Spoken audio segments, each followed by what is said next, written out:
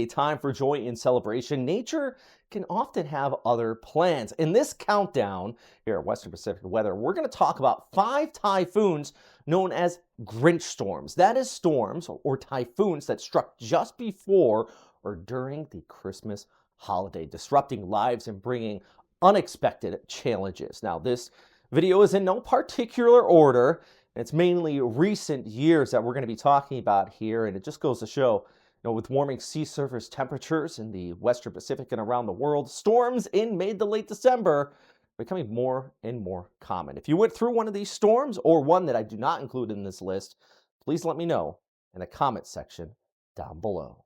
And at number 5, we have Typhoon Bopha, known locally in the Philippines as Pablo. This storm struck in early December 2012, bringing catastrophic damage to the island of Mindanao. Bopha was one of the most powerful storms that ever hit the region, not just around the holidays, with winds reaching 175 kilometers per hour. This typhoon's torrential rains triggered devastating flash floods and landslides, sweeping away entire villages. Tragically, over 1,900 people were reported dead or missing, and tens of thousands were displaced from this storm. The total damage estimated at $1.04 billion. For many families, the festive season turned into a time of mourning. This did take place a few weeks prior to Christmas, but many lives lost. Despite the overwhelming loss, though, communities did band together and help each other out and recover during this storm. And I know this was one not only impacting the Philippines, but also places like and Palau, taking significant impacts, but especially for our friends in northeastern Mindanao. At number 4 is Typhoon Hagupit, also called Ruby in the Philippines. Now, Hagupit made landfall in early December 2014, just weeks before Christmas, and lingered over central and eastern portions of the country, packing sustained winds of 175 kilometers per hour. The typhoon's slow movement caused prolonged rainfall, leading to widespread flooding, with over 1 million people evacuated ahead of the storm. A testament to improved preparedness after Typhoon Haiyan, though, also known as Yolanda, the year prior. In fact, Hagupit, compared to that storm, only claimed 18 lives and caused $114 million in damages. Though the damage was extensive, the proactive measures taken by authorities and communities saved countless lives for sure. Despite Hagupit affecting a lot of people's holiday plans, many of them were staying safe ahead of the storm, learning from Yolanda a year prior. In fact, I have a whole separate video on Hagupit discussing one of those storms that definitely were a test following Typhoon Haiyan. Next on our list is Typhoon Mora, known locally as Nona in the Philippines. It struck in mid-December 2015, barreling through Visayas and Luzon regions here with 150 kilometer per hour winds. The typhoon caused widespread flooding, destroyed crops, and toppled power lines, leaving thousands without electricity just days prior to Christmas. Entire communities were submerged and roads became impassable, isolating many areas. Mora left 42 dead and caused an estimated $136 million in damages. Relief efforts were complicated by the extent of destruction, but local governments and volunteers worked tirelessly to provide aid for those affected by this storm. With that, the holiday season once again became a time of reflection and recovery as people picked up after that storm.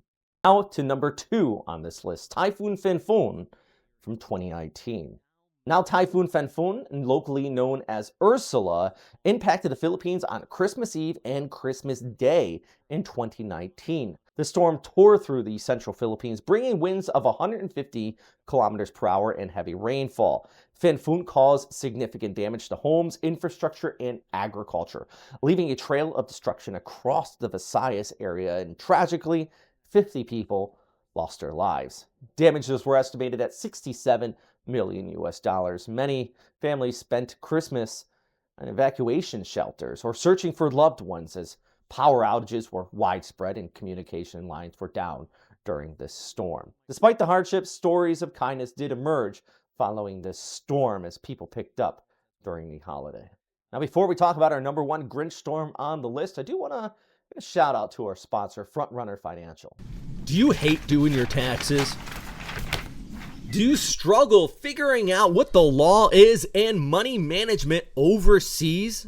I wish there was an easier way. Well, FrontrunnerFinancial.com is your choice if this falls into your category. They're an international-based group of American accountants. They're based in Manila, and they're qualified to give you the best information where you are for those international finances. I wish I had these guys when I lived in Tokyo. Each year, it was a struggle. Where I needed to put money, what I needed to do.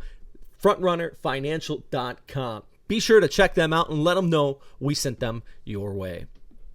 And at number one, this is not a winner by any means. As I mentioned, any one of these storms could be number one on this list. But at number one, I do have Typhoon Nen, also called Nina in the Philippines. This super typhoon made landfall on Christmas Day 2016, striking the Bicol region with winds of 185 kilometers per hour. Thousands of families were forced to leave their homes on Christmas Eve, seeking refuge in evacuation shelters. While Nen did cause 8 fatalities and caused $126 million in damages. The storms disrupt holiday celebrations, and it also brought communities, in some cases, closer together as they shared shelter, food, and hope during this storm. Now, that is a running theme with this update, is people helping each other out during and after these storms' impact around the holidays.